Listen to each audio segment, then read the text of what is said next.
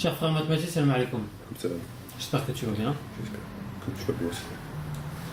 Donc nous sommes ensemble car on va aborder deux livres de Tariq Ramadan, Dar al-Shahada, l'Occident, l'espace du témoignage, et de l'islam. Donc il y a un certain nombre de passages que je vais te citer, que tu me commenteras par la suite. Donc je vais te les présenter. Donc ça c'est un livre écrit par Tariq Ramadan qui s'intitule De l'islam aux éditions Tawhid. Tout à fait. Donc j'ai apporté un certain nombre de commentaires sur cet ouvrage. Et le deuxième livre, il s'agit de Dar al-Shahada, l'Occident, espace du témoignage, donc toujours de Tariq Ramadan, aux éditions donc Tawhid. Voilà. Alors moi c'est ton travail ça. Tout à fait. Donc on va commencer par de l'islam. Donc avant tout, أعوذ بالله من الشيطان الرجيم بسم الله الرحمن الرحيم والصلاة والسلام على سيدنا محمد وعلى آله وأصحابه أجمعين. Assalamu alaikum wa rahmatullahi wa barakatuh, le salam à nos frères et sœurs et le bonsoir aux éventuels non-musulmans qui nous écouteraient. Salam alaikum à toi, très cher frère, et salam au frère qui est derrière un peu plus loin et qui joue avec son téléphone. Donc je vais commencer, je vais te lire le passage. Les croisades étaient considérées comme des guerres saintes, d'un côté comme de l'autre. Les musulmans, alors agressés, employaient le terme jihad, comme ils le concevaient dans la dite situation, en position d'assiéger et d'agresser. Ils faisaient l'effort de résistance. De manière trop précipitée et sans nuance, on a fini par traduire jihad par guerre sainte, en accréditant une simple transposition du sens des croisades dans l'horizon chrétien. Si le mot jihad peut vouloir dire guerre, au sens de guerre de résistance, il a cependant une acceptation beaucoup plus importante, plus large et plus significative. Il traduit l'effort qui se place entre le souffle qui nous appelle à Dieu et notre être qui doit faire preuve de résistance face à tout ce qui nous fait oublier.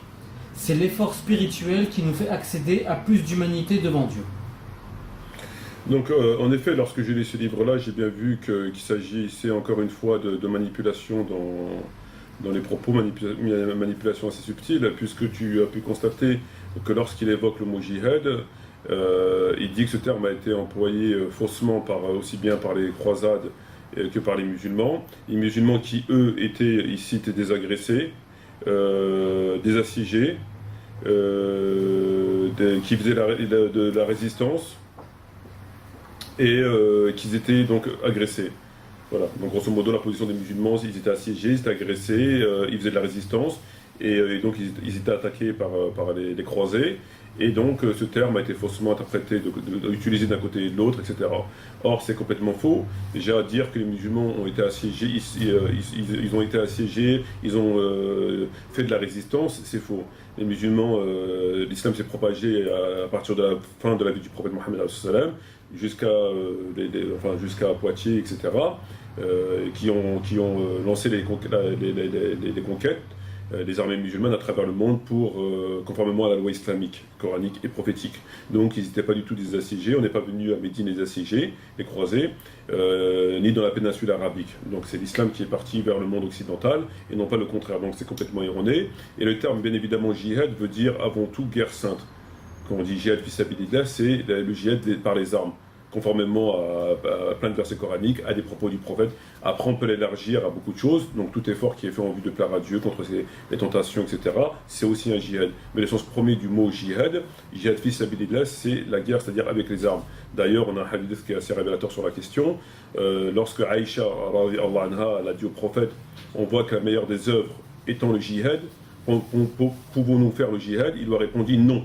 Le jihad pour une femme est un pèlerinage pieusement accompli. Donc lorsque Aïcha évoque le mot jihad, elle dit est-ce qu'on peut faire le jihad? Le prophète a tout de suite compris que c'était la guerre sainte. Il n'a pas dit mais de quel jihad tu parles? Est-ce que tu parles de résistance? Est-ce que tu parles de passion, etc. Et donc il est bien évident qu'il est parfaitement établi que le mot jihad veut dire avant tout guerre sainte. Donc là il a manipulé sur deux choses en déformant le mot jihad, qui bien sûr ne va pas dans le sens de ses intérêts, puisqu'on connaît ses intérêts, et après en mettant les musulmans dans une position de victime, d'agressés, d'assiégés, alors que c'est tout à fait le contraire. Et l'histoire le démontre parfaitement bien. D'accord. J'aimerais que tu me parles du grand jihad, parce que les gens vont forcément en fait, parler. si tu préfères, le grand jihad, c'est le jihad des passions. c'est-à-dire celui que tu fais du début de ta fin jusqu'à la fin de tes jours. Il faut quand même rappeler, il est très important que lorsque tu fais le petit djihad, entre guillemets le petit djihad, c'est-à-dire par les armes, tu fais aussi le grand djihad. Parce que le grand djihad ne s'arrête pas, tant que tu vis, il ne s'arrête pas. Donc il ne s'agit pas de faire un choix dans le djihad. Et on ne fait pas aujourd'hui le lundi le grand djihad, le mardi le petit djihad, etc. Le grand djihad, tu le fais toute ta vie. Donc même sur un champ de bataille, tu peux aussi faire le grand djihad en faisant des choses, davantage de choses vis-à-vis d'un certain nombre de trucs, et tu fais toute ta vie.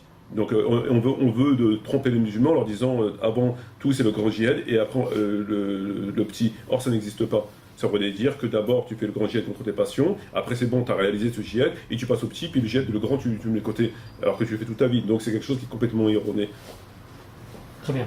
On dit grand parce qu'il est plus difficile, il est plus durable. C'est pour ça qu'on dit grand. Mais il n'est pas. Je veux dire, ce qui fait rentrer le musulman au paradis et son jugement sans rien, c'est le martyr, donc le djihad par les armes. Et non pas le musulman qui a fait toute sa vie le djihad contre ses passions. Celui-là, il sera jugé comme tout et chacun, quoi. Bien. Donc on va passer au livre Dar al-Shahada. Donc page 15, il cite le fait qu'après plus de 40 ans de présence en Europe, les musulmans se voient généralement permettre de pratiquer leur religion en paix, de construire des mosquées, même s'ils doivent parfois faire face à des tracasseries administratives, et de fonder des organisations islamiques, prouve clairement que les diverses constitutions et législations européennes respectent l'islam en tant que religion et les musulmans en tant que croyants. Alors c'est complètement, il prend les gens pour des abrutis, il nous prend pour des idiots, puisqu'il est en train de nous dire que les musulmans sont présents en France et plus généralement en Europe depuis un certain nombre d'années, et qui pratiquent l'essentiel de leur religion. Donc à travers un certain nombre de choses, c'est prouvé. Or, les musulmans de France ou d'Europe ne pratiquent strictement rien de leur religion. Ils pratiquent la prière lorsqu'on veut bien les laisser prier à l'heure, un témoignage de foi qui va à l'encontre du fond, puisque reconnaître l'unicité de Dieu veut dire se soumettre qu'à lui et non pas à notre gouvernement. Et donc, ils pratiquent à la limite, on va dire rien. Ou alors, au maximum, ils vont pratiquer trois versets, la shahada, la prière et le ramadan. Et le pèlerinage, mais complètement dénaturé par le fond de l'islam, qui veut que donc on pratique strictement rien. Ce qu'il appelle une pratique, moi j'appelle ça du je m'en foutisme total. Page 19. Les anciens concepts choisis par nos grands ulama conviennent-ils toujours à notre situation? Les dénominations antithétiques, bipolaires de Dar al-Islam et Dar al-Harb sont-elles appropriées quand le monde tend à devenir cet espace presque unique, traversé par les migrations et où se mêlent les populations dans une configuration géopolitique complexe et des zones de pouvoir et d'influence multipolaires? Il est impératif de répondre d'un point de vue islamique à ces questions qui en fait se résument en une seule: où sommes-nous? En fait, il est en train de nous dire tout simplement que le concept de Dar al-Shahada, terre de témoignage, terre de paix et terre de guerre, terre de témoignage, terre de guerre et terre de contrat, il est plus approprié. Donc il est en train de nous expliquer tout simplement que ce que le prophète a établi, ce que le Coran a établi n'est plus valable. Au nom de quelle prophétie, puisqu'il faut être non pas savant mais carrément prophète pour venir abroger une chose que le prophète à sa mort n'a pas abrogé, que le Coran lui-même n'a pas abrogé, il faut être prophète. Donc je voudrais bien savoir quel est le nom de ce nouveau prophète qui est Tariq Ramadan, qui vient maintenant nous dire que voilà. Page 21. Si l'on mène une recherche concernant les deux concepts fort répandus de Dar al-Islam et Dar al-Harb, on ne les trouvera ni dans le Coran ni dans la Sunna. Ils n'appartiennent pas en réalité aux sources fondamentales de l'islam, dont les principes sont essentiellement présentés pour l'univers, pour tous les temps et au-delà de toutes les frontières. Alors ce qu'il est en train de nous dire, il nous dit que terre de paix, terre de contrat et terre de guerre n'ont pas de fondement au niveau coranique et prophétique, ce qui est complètement faux. Je vais te dire pourquoi c'est complètement faux. Puisque, évidemment, il n'y a pas écrit dans le Coran, il n'y a pas écrit dans la Sunna, terre de paix, terre de guerre et terre de contrat. D'accord ? Cependant, les savants de la première époque, afin de faciliter la compréhension de la religion, ils ont expliqué que le monde se partageait en trois parties: terre de guerre, terre de paix et terre de contrat. Terre de paix, c'est là où les musulmans vivent, c'est-à-dire sous un État islamique. C'est la terre de paix, terre de l'islam. Terre de contrat, c'est là où on soumet à al-kitab, juifs et crétins qui paient la jizya. Et terre de guerre, c'est là où règne l'idolâtrie, l'athéisme, etc. D'accord ? Donc ça, c'est quelque chose qui est coranique et prophétique. Mais plutôt que de l'expliquer de façon un peu plus étalée, plus scientifique, on l'a défini comme ça. Donc c'est un fondement tout à fait coranique et prophétique. Le fondement, il est coranique et prophétique. Cependant, l'expression, c'est comme si je te disais, par exemple, dans le Coran, il ne parle pas de drogue. Donc il parle pas, il n'a jamais interdit la drogue. Donc c'est une pure invention de ceci, de cela. C'est stupide, d'accord? Il ne parle pas de drogue, mais il parle d'alcool, il parle de ça. Donc, par déduction logique et rapide, on sait que la drogue est interdite. Donc, c'est coranique, c'est prophétique, mais pas dans ces termes-là. Et lui, il trompe les musulmans en leur disant ça n'a pas de fondement. Oui, sous ces termes-là, ça n'a pas de fondement. Mais quand tu analyses, tu décortiques, tu reviens au Coran et à la Sunna, qui fait que, voilà, c'est une manipulation. Page 23. Après qu'ils eurent étudié l'attitude du prophète, après la paix de Hudaybiyah, l'envoi de nombreux messagers au souverain durant les 5 années suivantes, entre l'an 6 de l'Hégire et la mort du prophète en l'an 10. Alors là, j'ai retenu le passage l'an 10, il nous dit que le prophète est mort à l'an 10. Alors le prophète est mort en l'an 11 de l'Hégire. Donc c'est une petite faute, sans grande conséquence, mais une faute quand même. Bien. Page 41. De nos jours, les musulmans vivant en Europe peuvent observer les principales pratiques islamiques. Il n'existe pas d'interdiction concernant la prière, le paiement de la zakat, le jeûne ou l'accomplissement du pèlerinage à la Mecque.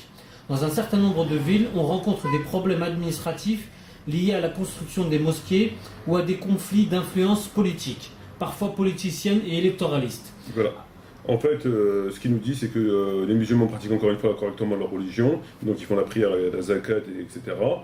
Encore une fois, c'est faux. Je veux dire, ça, c'est complètement déconnecté avec le contenu de l'islam, qui fait que le témoignage de foi veut dire telle chose, donc conformément aux lois, donc pas de soumission au gouvernement qui rend licite ce que tu interdis, etc. Donc le témoignage de foi, il est erroné. Il nous parle de la zakat elle n'est pas donnée, parce que c'est une obligation musulmane de donner au trésor public islamique. C'est une obligation. On ne peut pas la donner, c'est pas un don, c'est pas un truc bénévole. Or, le trésor public islamique n'existe plus, il a été renversé, donc aucun musulman ne donne la zakat conformément à la loi. C'est complètement faux ce qu'il dit. Page 43. Alors, le principe juridique de la scolarisation obligatoire de tous les enfants offre aux musulmans le moyen d'appliquer le célèbre hadith. La recherche du savoir est un devoir pour tous les musulmans et toutes les musulmanes. Je n'avais pas sélectionné ça, tu t'es trompé. Je m'excuse. En plus, je t'avais expliqué qu'il fallait lire du côté de la post-it. Tout à fait. Ici. Donc les musulmans sont libres de pratiquer leur religion, la totalité des ibadat, pratiques culturelles et une partie des mu'amalat, affaires sociales. Donc encore une fois, c'est complètement faux. Les musulmans de France ou d'Europe, tous les musulmans qui vivent sous un régime non islamique ne pratiquent strictement rien de religion. Et la peu de choses qu'ils pratiquent, elle est en contradiction avec le fond de l'islam. Donc c'est complètement faux. Bien. Ils ne pratiquent même pas les piliers de l'islam. Page 54. Ainsi, la demeure de l'Occident apparaît-elle comme un espace au sein duquel les musulmans peuvent vivre en sécurité avec certains droits fondamentaux acquis et protégés. Ils peuvent pratiquer et respecter les prescriptions les plus importantes de l'enseignement de l'islam, vivant dans une société moderne et sécularisée. Les musulmans doivent penser à leur avenir et trouver une solution quant à la manière dont ils pourront préserver leur spiritualité, leurs valeurs et leur être. Cette réflexion aura assurément un impact sur les travaux de fiqh qui devraient être pensés et accomplis à la lumière du contexte occidental. C'est dur là, grosso modo tu peux relire juste le passage. Alors ainsi, la demeure de l'Occident apparaît-elle comme un espace au sein duquel les musulmans peuvent vivre en sécurité avec certains droits fondamentaux acquis et protégés. Ils peuvent pratiquer et respecter les prescriptions les plus importantes de l'enseignement de l'islam. Donc encore une fois, il faut rappeler que les musulmans ne pratiquent strictement rien de leur religion. L'attestation de foi elle est erronée par le fait qu'ils soumettent un gouvernement qui interdit ce que Dieu a rendu licite, etc. La prière, c'est comme elle est entre leurs mains, c'est comme eux ils décident, etc. On l'a vu avec le niqab, donc ils ne pratiquent strictement rien de leur religion, c'est complètement faux. Et la zakat, elle n'est pas donnée parce qu'elle est versée obligatoirement au trésor public islamique, qui n'existe plus. Page 55. Ensuite, les concepts de Dar al-Islam, Dar al-Harb et Dar al-Ad n'ont leur origine ni dans le Coran ni dans la Sunna. Alors ça, on l'a vu. Ils n'ont pas leur origine au sens textuel, c'est-à-dire dans les termes appropriés, etc. Mais néanmoins, ils existent tout à fait. Donc il faut qu'il arrête de prendre les gens pour des imbéciles. Parce que c'est des termes qui sont coraniques, qui sont prophétiques. Donc c'est des lois. Donc c'est pas écrit comme ça, mais c'est écrit comme ça. Donc il faut qu'il arrête de prendre les gens pour des cons. Page 58, l'auteur met en avant 3 éléments à l'appui de sa position. 1. Il n'existe pas de déclaration de guerre émise par un gouvernement islamique contre l'Occident. 2. Il existe des traités entre les nations islamiques et les nations occidentales. 3. Les musulmans sont entrés dans les pays occidentaux en vertu de ces traités. Il n'est pas possible ensuite de les dénoncer unilatéralement. Alors, première condition. Il n'existe pas de déclaration de guerre émise. Pas de déclaration de guerre. La déclaration de guerre, elle est émise depuis le prophète Mohammed sallallahu alayhi wa sallam. Donc on n'a pas besoin d'un autre que quelqu'un qui vienne nous faire une déclaration de guerre. Même si elle n'a plus de sens aujourd'hui, le texte il est là. Donc on a besoin de personne d'autre. Il n'est pas en activité parce que, pour les raisons qu'on connaît. Mais dire que ça n'existe pas, c'est faux, elle existe. C'est dans les textes. Ensuite. 2. Il existe des traités entre les nations islamiques et les nations occidentales. Est-ce que tu as déjà vu une nation islamique proprement dite? Voilà. Donc je ne sais pas qu'est-ce qu'il invente. Tu as déjà vu un traité? On t'a déjà montré un traité entre une nation islamique et où tu serais dedans. Voilà. Je ne sais pas de quoi il parle. 3. Les musulmans sont entrés dans les pays occidentaux en vertu de ces traités. Tu savais que tu étais en France en vertu du traité? Non. Non, moi non plus. Je suis ici parce que mon père a immigré. Ouais, et puis je suis ici parce que je suis né ici surtout. Donc moi je vois pas de... T'as vu un traité? Non. T'étais au courant? Donc t'es au courant, t'es là grâce à un traité. Avec une nation islamique qui n'existe pas, mais une nation islamique quand même. Il te l'apprend, t'es là grâce à un traité. Donc voilà, il n'y a plus de passage, donc... Il nous reste 2 minutes. Ce qu'on a pu voir là encore une fois, on voit bien la subtilité dans la manipulation et que dire de plus? Très sincèrement, que dire de plus? Il nous parle des termes qui ne sont pas coraniques, qui n'ont pas de fondement alors qu'ils ont un fondement, mais écrits différemment. Il n'y a aucun problème là-dessus. Il nous parle des musulmans qui peuvent pratiquer correctement leur religion. En France, c'est ni plus ni moins qu'une plaisanterie, parce qu'ils ne pratiquent strictement rien, ils sont complètement en contradiction avec les lois fondamentales, le tawhid, la zakat, etc. etc. Donc qu'est-ce qu'il nous raconte? C'est quoi le charabia? Et ça, dire des choses comme ça et induire les musulmans en erreur, encore une fois, on ne peut que le dénoncer et le déplorer, car c'est scandaleux. C'est scandaleux. Et on voit bien le sens du mensonge, on voit bien la manipulation, c'est subtil, c'est très subtil, c'est très vicieux. On voit surtout, il va en venir. On voit surtout, exactement, on voit venir, mais on voit bien, il ment bien. Pour quelqu'un qui ne connaît pas, ben oui. Pour quelqu'un qui ne connaît pas, oui. Mais c'est vraiment, c'est diabolique, voilà, c'est diabolique. Bien, je te remercie mon frère et à très bientôt. Je te remercie, puis j'espère qu'on aura l'occasion de te revoir très bientôt. Je remercie tous nos frères et sœurs, notamment les frères qu'on rencontre sur Paltak. Merci beaucoup, je suis content de vous. Salam alaikum wa rahmatullahi wa barakatuh.